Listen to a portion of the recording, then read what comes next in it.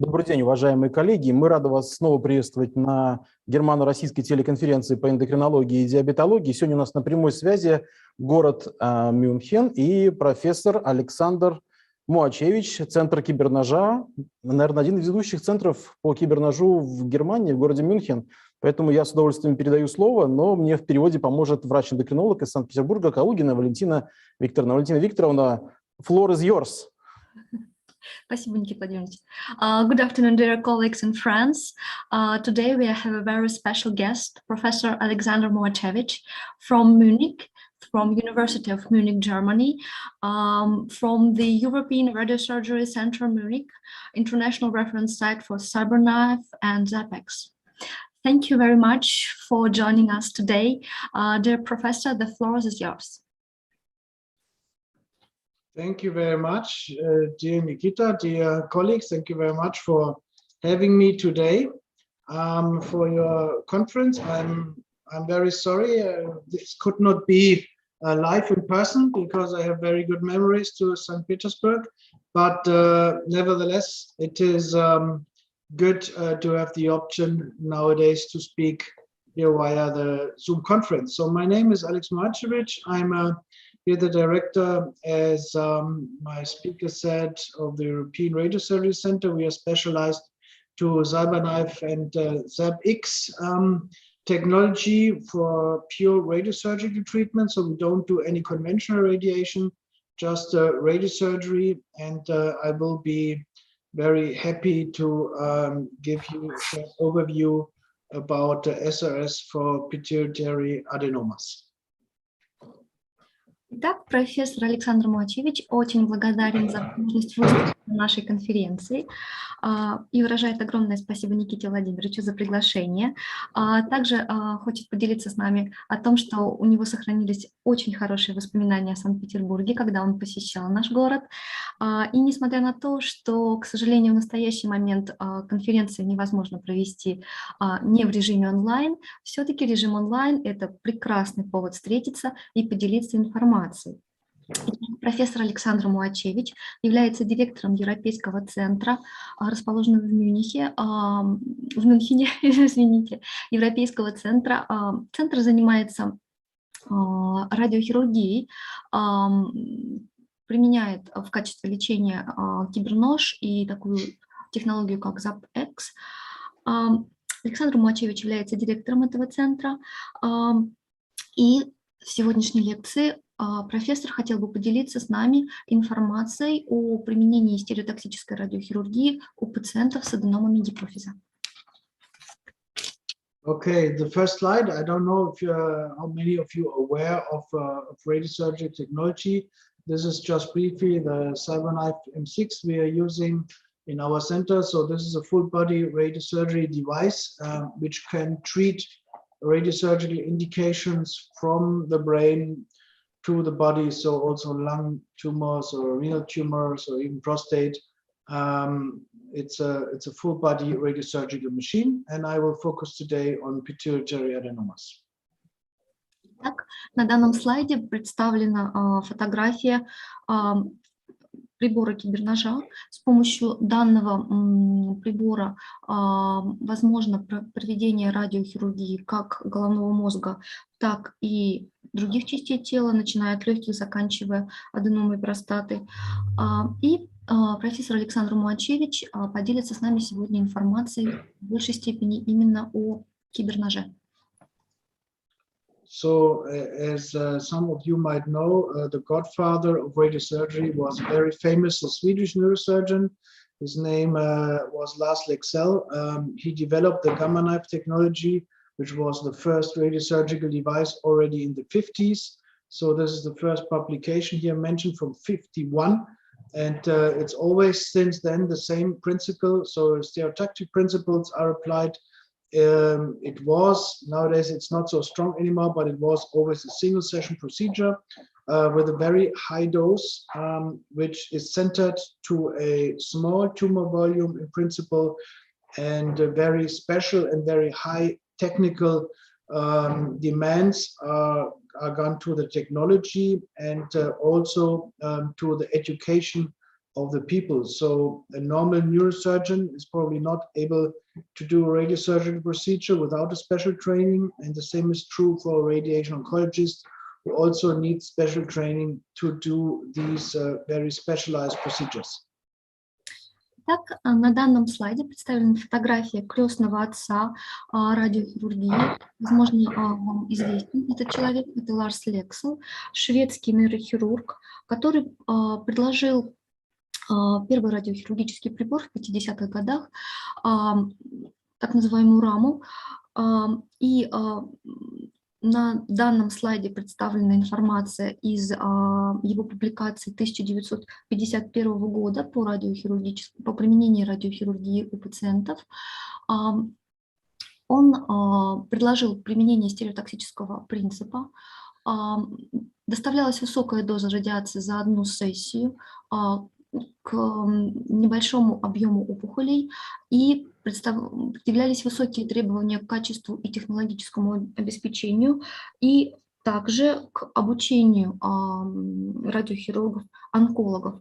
Естественно, так как метод достаточно сложный, необходимо достаточно интенсивное обучение радиохирургов, онкологов для того, чтобы они имели возможность применять данный метод лечения. Okay, this is a first image slice.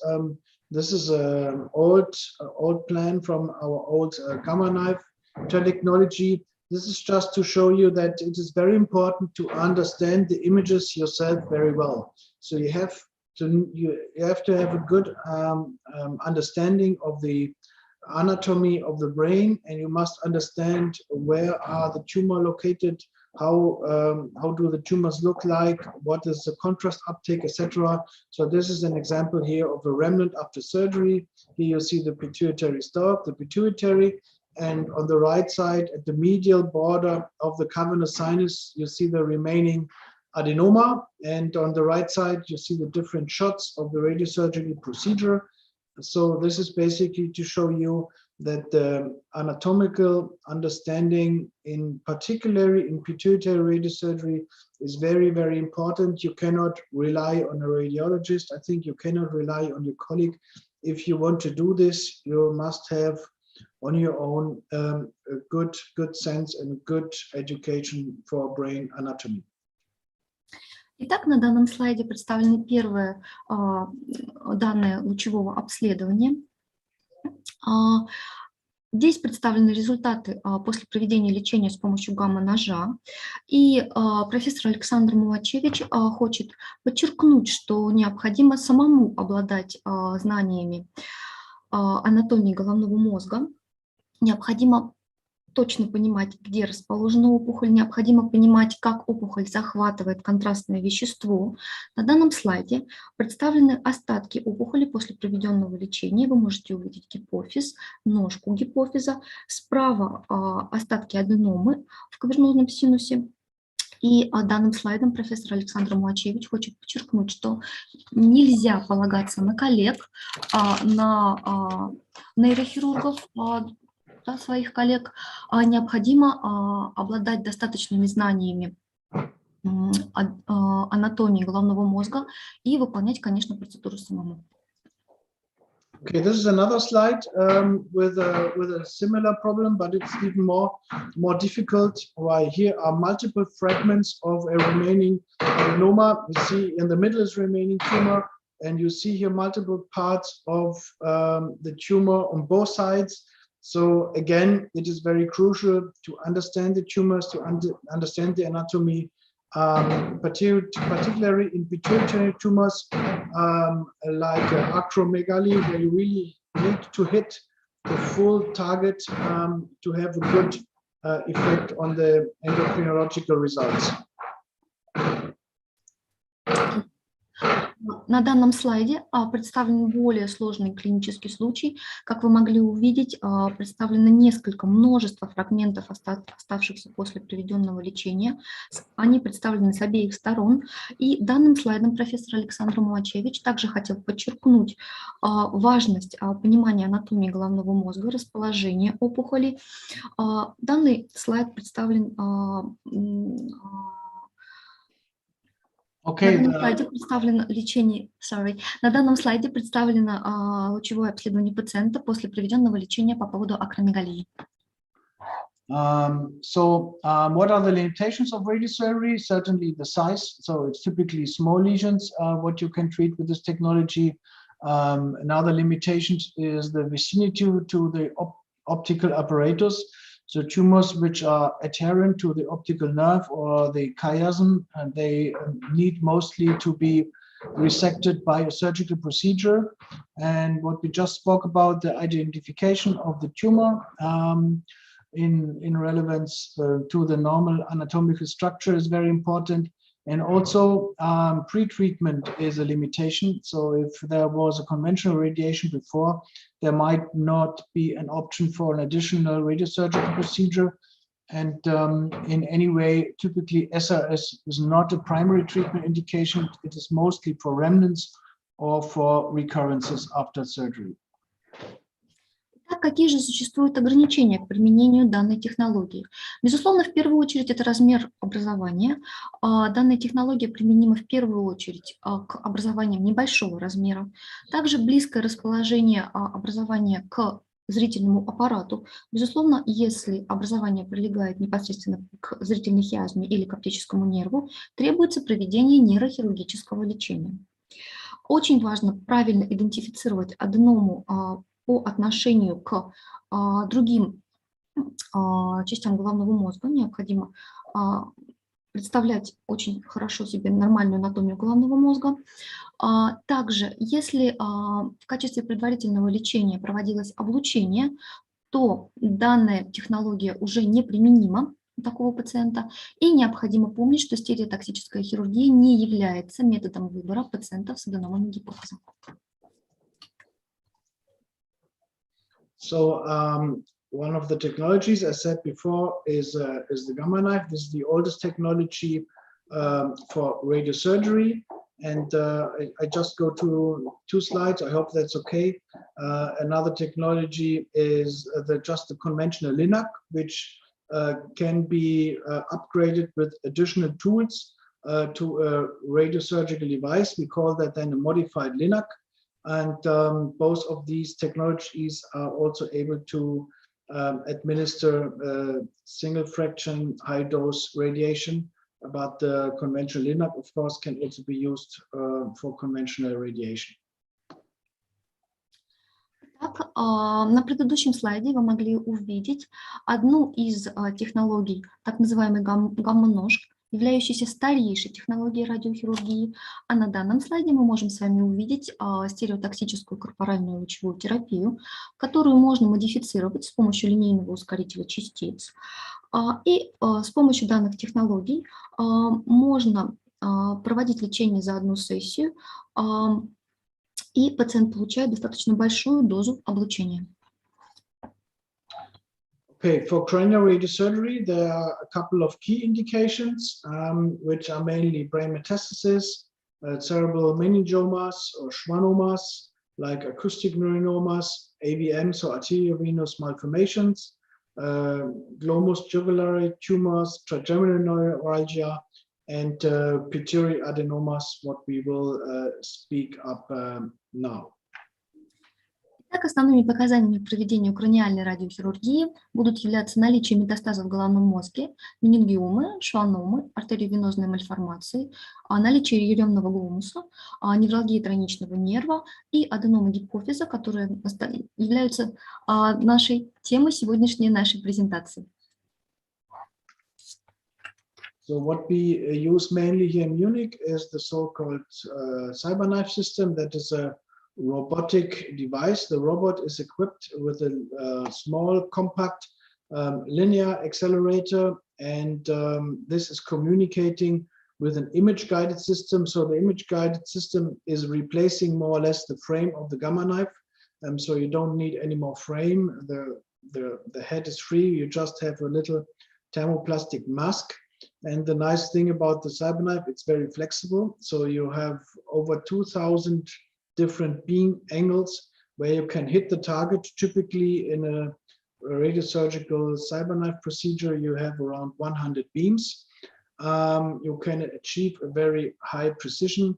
And as I said, you don't need any invasive fixation like a frame in a gamma knife radiosurgery.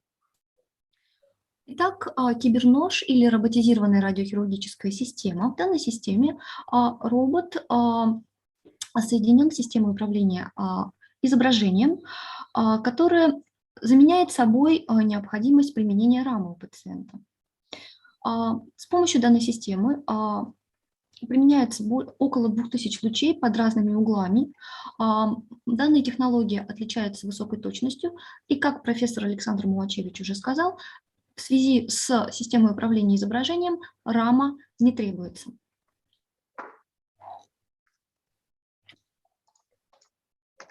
So the next slide is about a little study we did because many of the gamma knife people always claim that the accuracy for Cyberknife is not the same as for gamma knife, but that is clearly not true. This is just a little calculation here out of our paper, and which shows clearly that for gamma knife and Cyberknife, the precision is the same. The precision is always around 0.5 millimeters. So both devices are very, very accurate. And I think a higher accuracy is in medicine not really possible. Итак, на данном слайде представлены результаты исследования, проведенного профессором и коллегами по сравнению точности между двумя технологиями радиохирургии – гамма-ножом и киберножом. Как вы можете увидеть на слайде, точность обоих методик не отличалась и составляла 0,5 мм в обоих случаях. Поэтому был сделан вывод, что обе методики являются высокоточными, и данную точность достаточно трудно достичь какими-либо другими методами вообще в принципе в медицине. Okay, that's an example of a treatment we did quite a while ago. There's pituitary adenoma with persistent acromegaly. Here there is a remaining tumor near to the pituitary gland, and this is the result after 14 months. The IGF-1 levels went to normal, and this is a more fortunate example because typically it does not go so fast, but the reason is that the tumor was small and could be very well targeted here with the radiosurgical procedure. На данном слайде представлен пример пациента с аденомой гипофиза, приведший к персистирующей акромегалии. Вы можете увидеть результаты применения киберножа у данного пациента. На левом изображении вы можете увидеть аденому, гипофиз, извините, с аденомой, гиперсекретирующий гормон роста. А справа вы можете увидеть изображение того же пациента через 14 месяцев после применения данной процедуры. Вы можете видеть на слайде, что инсулиноподобный фактор роста 1 через 14 месяцев после лечения находился в пределах референсных значений. И данный пример является наиболее удачным, поскольку размер опухоли был небольшой, и что позволило достичь в такие столь сжатые сроки нормализации уровня инсулиноподобного фактора роста 1. This is a very important paper in this field. So everybody who is interested in pituitary adenoma treatments, I think, should be aware of this paper. This is a review done by colleagues here from the UCLA University in Los Angeles. They had screened PubMed since 1999. The median follow-up of all their cases for 16 months, so pretty long. And this is a review of stereotactic radiosurgery for recurrences or for indications where after surgery the pituitary adenoma was still present and or was still active from an endocrinological standpoint. And the tumor control after surgery in all these papers were very, very different. So it was from 50 to 90%, but typically it is very hard to do 100% resection in most of these cases. Итак, на данном слайде представлена очень важная статья, Профессор Александр Муачевич считает, что все специалисты, заинтересованные в лечении аденом гипофиза, должны знать об этой статье. Данная статья является обзором применения стереотоксической радиохирургии у пациентов с рефрактерными аденомами гипофиза, написанная коллегами из университета Лос-Анджелеса. Специалисты провели поиск литературы, используя сайт PubMed с 1999 года. И, соответственно, наблюдение за данными пациентами составило 60 месяцев, что является достаточно большим сроком. И на данном слайде вы можете увидеть, что достижение контроля над опухолью после проведенного лечения с помощью стереотоксической радиохирургии у пациентов с рефрактерными аденомами гипофиза или с остаточной тканью образования после проведенного лечения или с остаточной гормональной активностью после проведенного лечения составляла от 50 до 90%. Конечно, это достаточно большой разброс, и профессор Александр Муачевич признает это, но, однако, также профессор хочет подчеркнуть, что, безусловно, достижение 100% эффективности при применении стереотоксической радиохирургии в данной когорте пациентов является практически недостижимым. So the more interesting group was a comparison between the conventional radiation group and the SRS group, and I think this is for many listeners interesting. So the local control after conventional radiation therapy, which is this column, was up to 80%. In the radiosurgery group, it was up to 100%. But the pituitary insufficiency was very, very high in the conventional radiation group, up to 100%. And up to 50% in the radiosurgery group. The 100% or 50 to 100% are relatively easy explained because the beams are not really targeted so precisely to the remnant, but the whole area around the sella is irradiated, which means that in most of the cases of conventional radiation therapy, the whole pituitary gland is inside the target structure. And what is also a big difference is the time to hormonal normalization. This lasts very long in conventional radiotherapy cases from 10 to 20 years, whereas it is 1 to 5 years after radiosurgery. Так, на данном слайде представлена даже еще более интересная информация. Здесь представлено сравнение между применением конформной лучевой терапии и стереотоксической радиохирургии. Посмотрите, достижение контроля над ростом образования достигалось в 80% после применения конформной лучевой терапии и в 80-100% после применения стереотоксической радиохирургии. Гипопитуитаризм диагностировался у пациентов после применения конформной лучевой терапии в 50-100% случаев. Безусловно, это достаточно высокое количество пациентов. Почему это происходило? Дело в том, что при применении конформной лучевой терапии лучи не направлены непосредственно на остаток образования в гипофизе, а направлены непосредственно на весь гипофиз, то есть облучение проводится в более большой области. Безусловно, так как облучается весь гипофиз, в большем проценте случаев развивается гипопитуитаризм по сравнению со стереотоксической радиохирургией. И, безусловно, время до нормализации гормональной секреции после проведения конформной лучевой терапии составило 10-20 лет, что, безусловно, гораздо больше, чем время до нормализации гормональной секреции у пациентов после проведения стереотоксической радиохирургии. Okay, there's another interesting paper of the Cologne group from Germany. This is already published like 10 years ago, but it's an interesting paper because it refers to very long-term results. This is from the group of Professor Volker Sturm, who is the #1 pioneer in radiosurgery in Germany. And he started with these treatments in the early 80s. And I think he's one of the first in Europe, at least, who did also radiosurgery to pituitary adenomas. He had an old linac, which he optimized for radiosurgical procedures. And in his group here, from 92 to 2008. They have a median follow-up of 83 months. I think that is the longest follow-up I could find in any of these papers. The tumor volume was in the median 3.5 cc.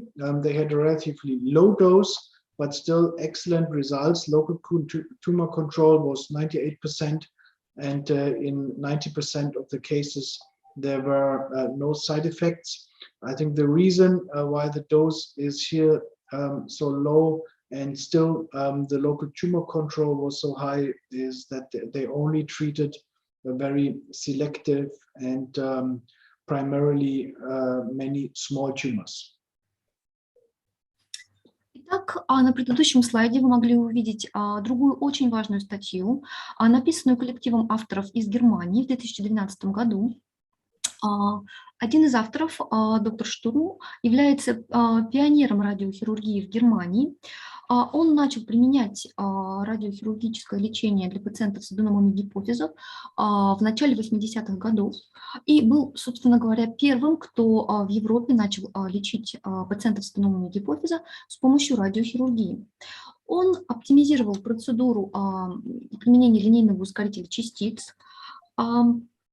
И в данной статье опубликованы данные по 61 пациенту, которых наблюдались с 1992 по 2008 год с рецидивами или остаточными опухолями или наличием остаточной опухолевой ткани.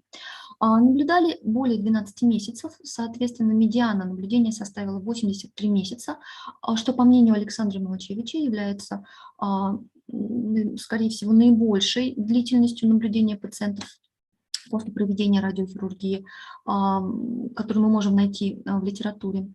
Объем опухоли составлял в среднем 3,5 кубических сантиметра.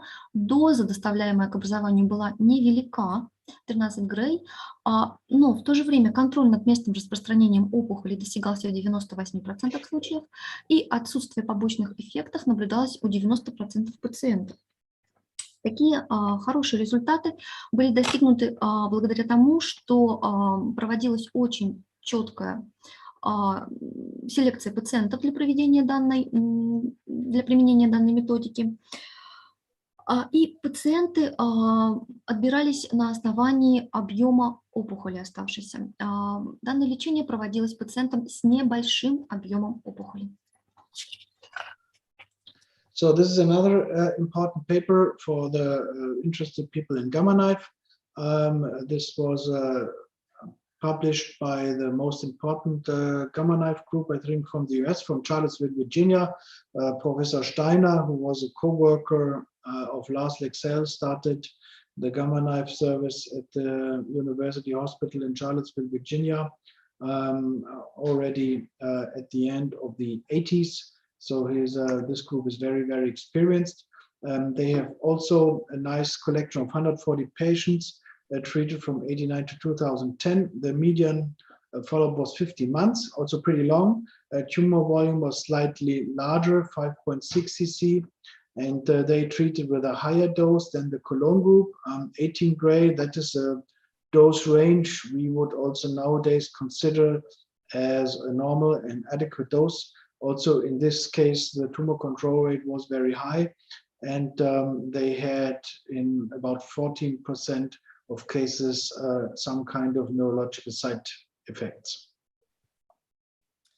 Другая очень важная статья от коллег из Америки, из Шарлоттсвилля, Вирджинии, по применению гамма-ножа у пациентов с аденомами гипофиза. Также профессор Штарк в конце 80-х в Америке был пионером применения гамма-ножа в данной области. В статье дано описание 140 пациентов, наблюдаемых с 1989 по 2010 год. Медиана наблюдения составила 50 месяцев, что также является достаточно длительным периодом наблюдения за данной когортой пациентов. Наблюдался больший объем опухолей в данной когорте пациентов 5,6 мл. Соответственно, доставляемая доза была больше 18 Грей, что в настоящий момент считается абсолютно адекватной нормальной дозой для применения гамма-ножа. И частота достижения контроля над ростом опухолей составила 90%, а также в 14% случаев наблюдались новые неврологические дефициты у пациентов после применения данной методики. So this is another case study. This is a prolactinoma which was operated on by microsurgery, and after surgery, this is the imaging information.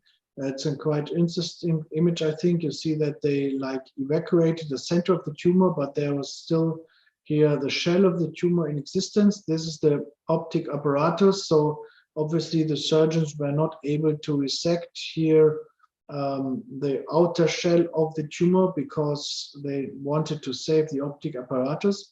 But there's typically not a big problem because after a few weeks, this will collapse then, and there will be a smaller lesion for a radiosurgical target.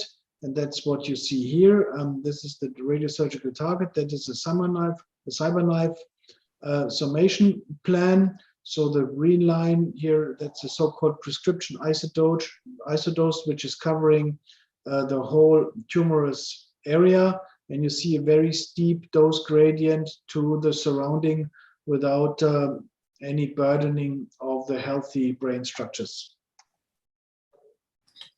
Итак, на предыдущем слайде был представлен очередной клинический случай пациента с пролактиномой.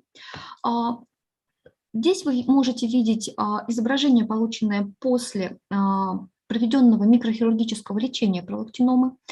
Вы можете видеть, что опухоль гипофиза, мы можем здесь наблюдать остатки опухоли гипофиза, поскольку верхняя часть опухоли прилегала к хиазме зрительного нерва, поэтому хирурги не смогли резецировать наружную часть опухоли. Но это не составляет проблемы, так как через несколько недель после проведения оперативного вмешательства спадает отек, и, соответственно, опухоль немножко уходит от хиазмы зрительного нерва. Поэтому возможно применение в данном случае киберножа. На данном слайде вы можете увидеть планирование подведения дозы с помощью киберножа.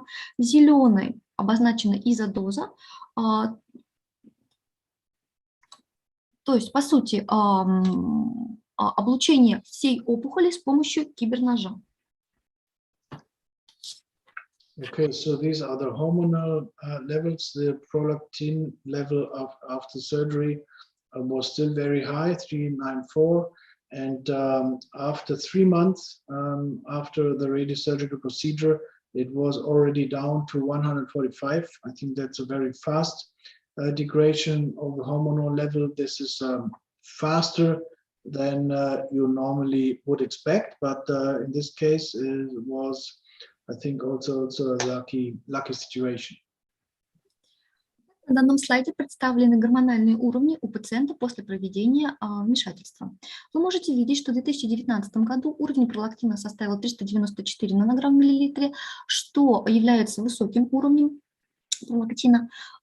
После проведения радиохирургии, лечения в феврале 2019 года, через 3 месяца мы можем увидеть быстрое снижение уровня пролактина до 154 нанограмм в миллилитре.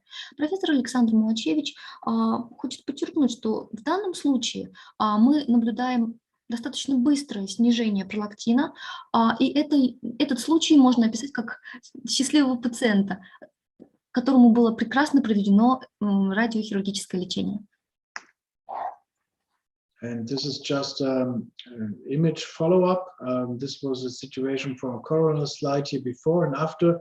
You see quite nicely after 6 months that the area which was treated got really hypo-intense. So again, what I said in the beginning, it is very important to understand the imaging information, and you have to understand all the details. So this is something we would regard as a good follow-up elevation, a good follow-up result. And some radiologists would say, oh, this tumor is still there, but it's not true, the tumor is dead. This is just the remaining scar tissue. Итак, на данном слайде вы можете увидеть результаты лучевого наблюдения за пациентом после проведенной радиохирургии. До и после.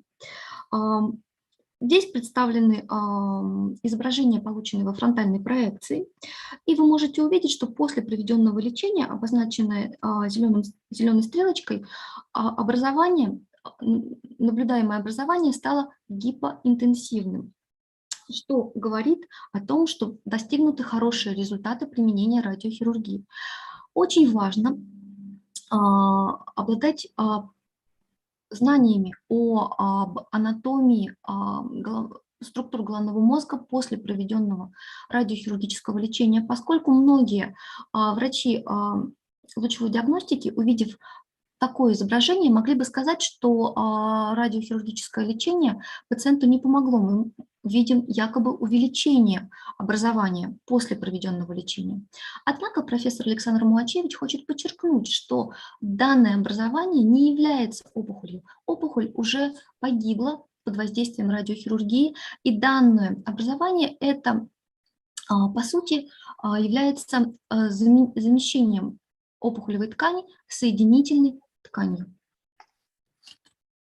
So this is the latest study of our group here. We just published this study 2 or 3 months ago. This is a multi-center study from Germany.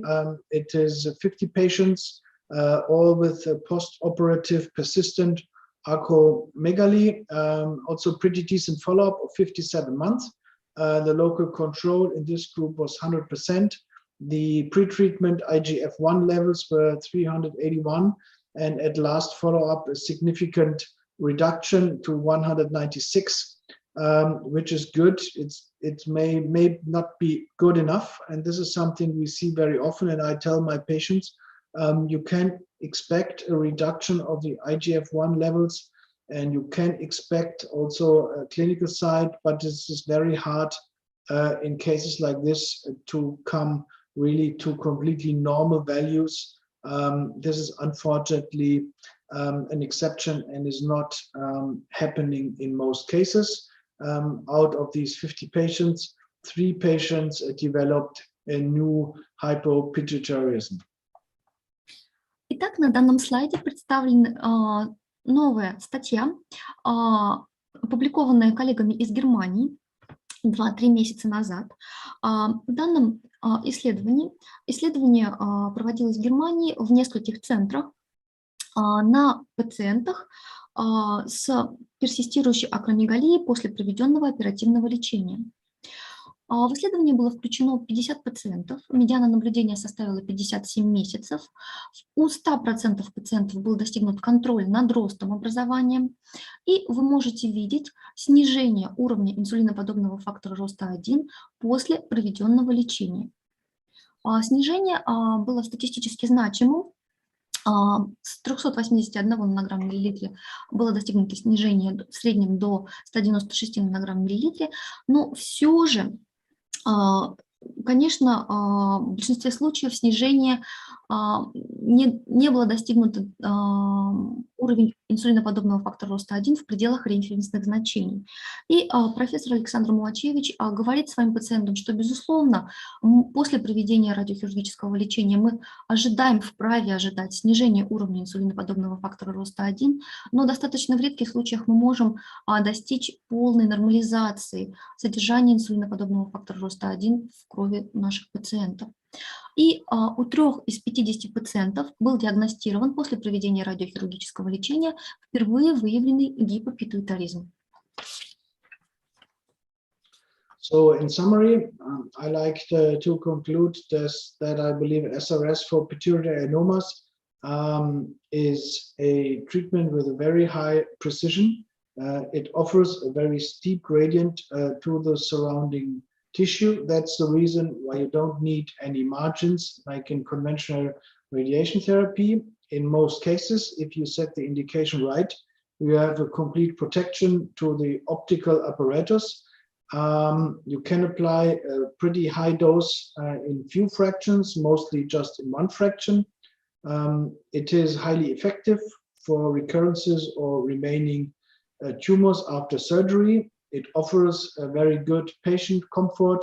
Treatment is nowadays between 25 minutes and 30 minutes one time, and it can achieve a relatively fast effect to the hormonal status.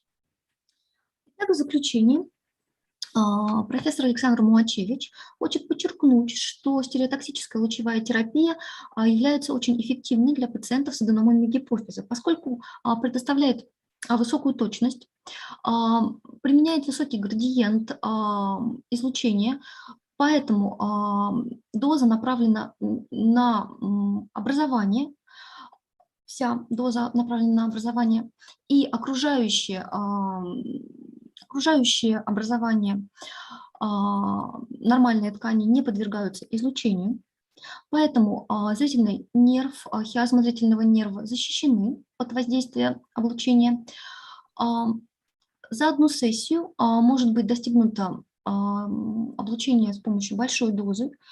В большинстве случаев стереотоксическая радиохирургия применяется за одну сессию.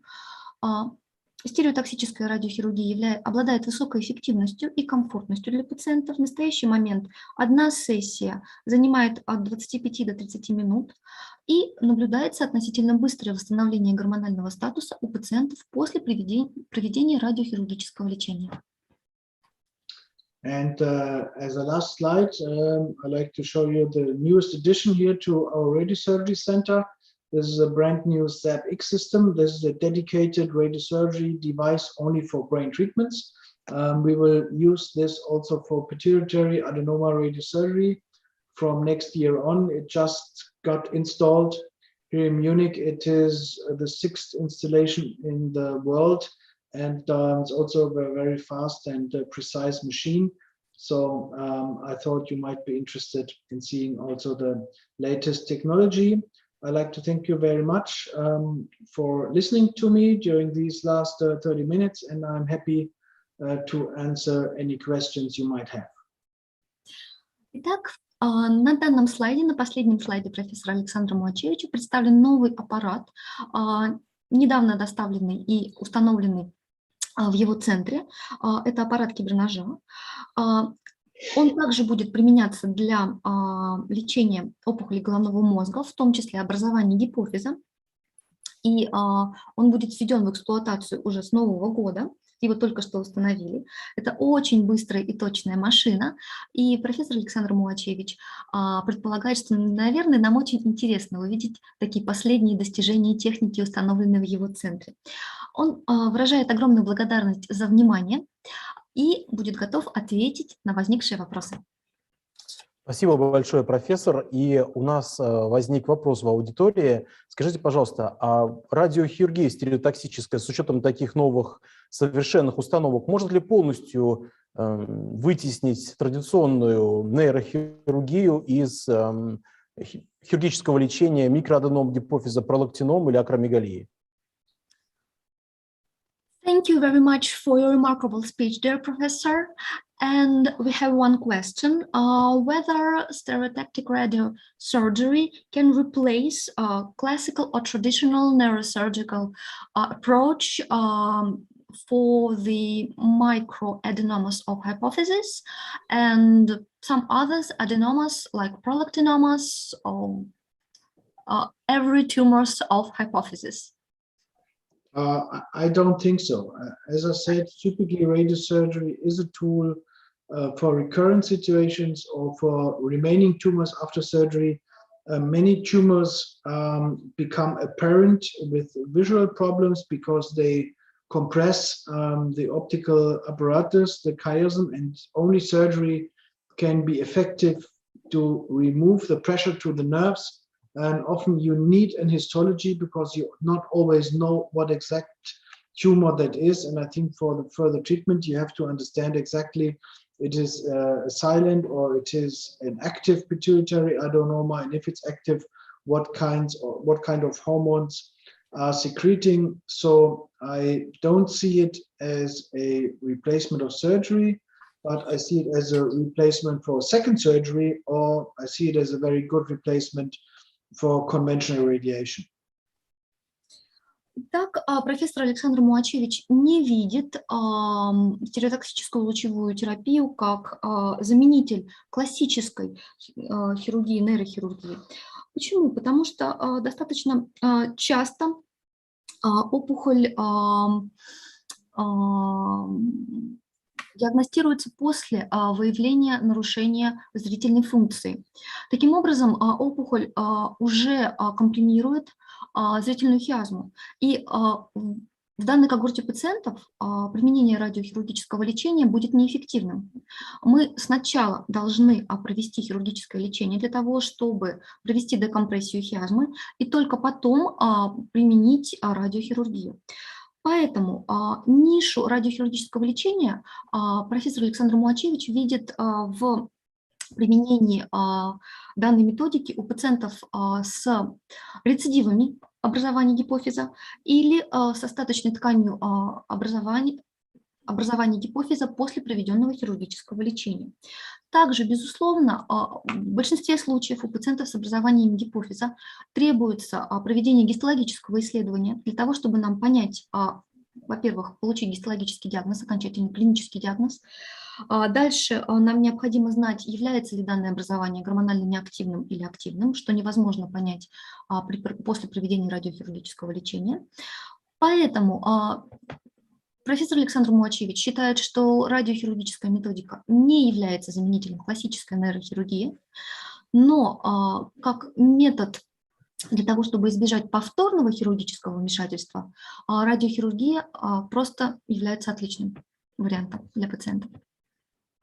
Спасибо большое за ответ. И можно еще один вопрос. Мы просто очень часто в нашей клинической практике сталкиваемся с повторным ростом краниофарингиомы. Вот данная методика подходит ли лечение таких пациентов? И это ведь подростки и молодые люди. Занимается ли центр в Мюнхене такими ситуациями? Thank you for your answer, dear Professor Alexander Mouachevich. And we have another question about whether this technology is suitable for the recurrences of craniophryngiomas in teenagers, adolescents, because we often see the recurrences of these types of tumors in our patients after surgical treatment. Yeah, that's a good and a complicated question. In principle, yes, it is similar to the pituitary tumors, but location-wise, it is often more complicated. Craniophryngiomas are very complex lesions. They are typically very cystic, and you have to treat the whole cystic wall. And often the cystic wall is even surgery was done 1 or 2 years before, again attaching the chiasm. So for a radiosurgical procedure, also for craniophryngiomas, the chiasm must be free, the target must be relatively small, and if this is the case, then radiosurgery can be well performed. But I see often cases where after surgery there's just a little remnant. Then you do 6 months later an MRI, and then the cystic compartments are growing again, and then it is a difficult situation for radiosurgery. Then you need second surgery, but then I would advise, if you also could not resect the whole craniopharyngioma during surgery, do radiosurgery earlier. Do not wait until the cyst is growing again, because then it might be very challenging. Итак, профессор Александр Муачевич говорит, что это сложный вопрос. Лечение радиохирургическим методом краниофарингиом в принципе возможно, но дело в том, что краниофарингиома – это сложное образование, и достаточно часто встречается очень неудобная локализация краниофарингиом для проведения радиохирургического лечения. Также краниофарингиома – это часто кисты, которые после проведенного хирургического лечения увеличиваются заново через 6 месяцев, 6-7 месяцев. Поэтому профессор Александр Муачевич советует не ждать долгое время до рецидива образования, а проводить, во-первых, хирургическое лечение как можно раньше и повторные вмешательства в том числе, а применение радиохирургической технологии у данной когорты пациентов видит в том случае, если краниофарингиома обладает маленьким размером. Спасибо за ответ. Ну и на самом деле, наверное, самый часто задаваемый вопрос в России. Можно ли к вам из России попасть на лечение? И как? Dear Professor Alexander Mуачевич, thank you for your answer. And we have one very frequently asked question in Russia. How can we get to the treatment to your center in Munich? And how can we do this? Well, it is pretty easy. You just can contact us via phone or via email. We also have a Russian speaking doctor in our team. By the way, he's originally from St. Petersburg. Nikita met him 2 days ago in person here via Zoom. So it is easy to contact us. Best would be via mail. What we always need is recent medical information. So good and recent scans and a good summary of the medical reports. And then we do like an upfront check if the indication is right, and if we see a treatment option, then we can help the interested patient with all aspects of his stay here, airport, hotel, everything. That is straightforward, and our team, I think, is well prepared to do that. We have Russian patients pretty much every week, if I may add that. Так, профессор Александр Муачевич в ответ на ваш вопрос, Никита Владимирович, говорит, что попасть к нему в центр очень легко. Необходимо связаться по телефону или по адресу электронной почты, который указан на сайте центра. У них в центре работает русскоговорящий доктор, который который приехал из Санкт-Петербурга.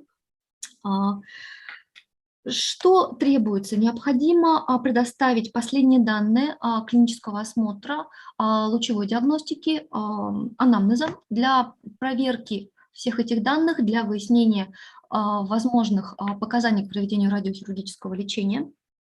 И, безусловно, если такие показания существуют, то пациент будет госпитализирован в центр с дальнейшим проведением радиохирургического лечения.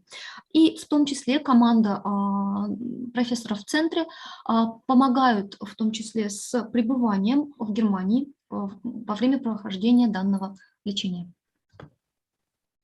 И в заключение можно по нашей старой традиции несерьезный вопрос, если профессор разрешит. And at the end of our meeting, Nikita Vladimirovich wants to ask you one really unserious question, because this is our custom, if you like. So whether Nikita Vladimirovich can answer you some really unserious question, dear Professor Alexander Mуачевич. I did not really understand you now. What was the question? The question was, at the end of every presentation, yes, Nikita Vladimirovich asks our speakers some kind of a really unserious yes, question. Please go ahead. This is old Russian tradition. Good. I did not know that. I'm not aware. Please ask a silly question. I'm happy for an unserious question. У нас несерьезный вопрос. Вот если остановить любого мужчину в Санкт-Петербурге или в Калининграде и спросить, чем известен Мюнхен, наверняка каждый из них ответит, может, не на первом, но на втором или на третьем месте Октоберфест. Вот интересно, что делает в Октоберфест профессор Александр Муачевич и коллеги его центра? Может быть, они слушают классическую музыку, отдыхают, или, может быть, просто работают, или все-таки время проводят в каком-то приятном заведении с приятным общением, с приятными напитками. I understood Oktoberfest at least. So, Nikita Vladimirovich said that if you ask every man in St. Petersburg or Kaliningrad what does they know about Munich, yes, everybody will say, well, of course, Oktoberfest. And Nikita Vladimirovich wants to ask you, what do you usually do during Oktoberfest? Maybe you are listening to the classical music, or maybe you just work, or maybe you just chill out with your colleagues in some pub with beer, maybe. Oh, it is very, very easy to answer. We don't listen to any classical music. We don't listen to any theater. The only reason to go to Oktoberfest is to drink beer, and to drink a lot of beer. So Oktoberfest is like 16 days typically, I think. Unfortunately, it was canceled last year. I think it will be canceled this year again because of Corona. But I could not go every day, but typically I go maybe 2 or 3 times, either with colleagues or with friends, or there are some invitations from companies. But you go there, you drink about 2 to 3 liters of beer, and you might not know that the Oktoberfest beer is a special beer. So this is particularly brewed for Oktoberfest, okay? So the tricky thing is, particularly for the girls, important, the beer is a little stronger. So if you drink a liter or 2 liters of Oktoberfest beer, that's quite a lot of alcohol, and you should know upfront. Otherwise, you may be surprised. Итак, профессор Александр Муачевич говорит, что в течение Октоберфеста, конечно, они не слушают с коллегами ни классическую музыку, не ходят в театр, а на самом деле они пьют пиво, и достаточно много пива. Октоберфест длится на протяжении 16 дней. В том году Октоберфест был отменен из-за коронавируса. В этом году, скорее всего, его также отменят в связи с пандемией. Но обычно профессор Александр Муачевич, конечно, каждый день из этих 16 дней не посещает Октоберфест, но обычно с коллегами, с друзьями или с компаниями они посещают 2-3 дня из этих 16 дней и выпивают около 2-3 литров пива. Но что мы должны знать об Октоберфесте, это то, что пиво варится специально для Октоберфеста, и оно является более крепким, чем обычное. И поэтому, если вы не знаете этого, выпив 1-2 литра пива, вы можете быть сильно удивлены и находиться в достаточно сильном алкогольном опьянении. Спасибо вам, профессор. Зато теперь мы знаем, что объединяет точно Мюнхен и Германию и Россию. Это как минимум 2 фактора. Это интерес к эндокринологии, нейроэндокринологии, эндокринологии, радиохирургии, но и любовь и интерес к Октоберфесту. Вот уже 2 точки соприкосновения мы выяснили. Thank you, dear Professor Alexander Mуачевич, for your answer. And now we do really know what does unite Munich, Germany, and Russia. So this is the interest for neurosurgery, for endocrinology, of course, and for Oktoberfest now. Yes. Exactly. Yeah, exactly. My father came from Croatia, and so I understood also the word pivo. I think in Croatian is the same word for beer, pivo. That's what he said. Okay. Профессор Муачевич сказал, что отец профессора родом из Хорватии, и в Хорватии пиво обозначается тем же словом пиво, что и у нас.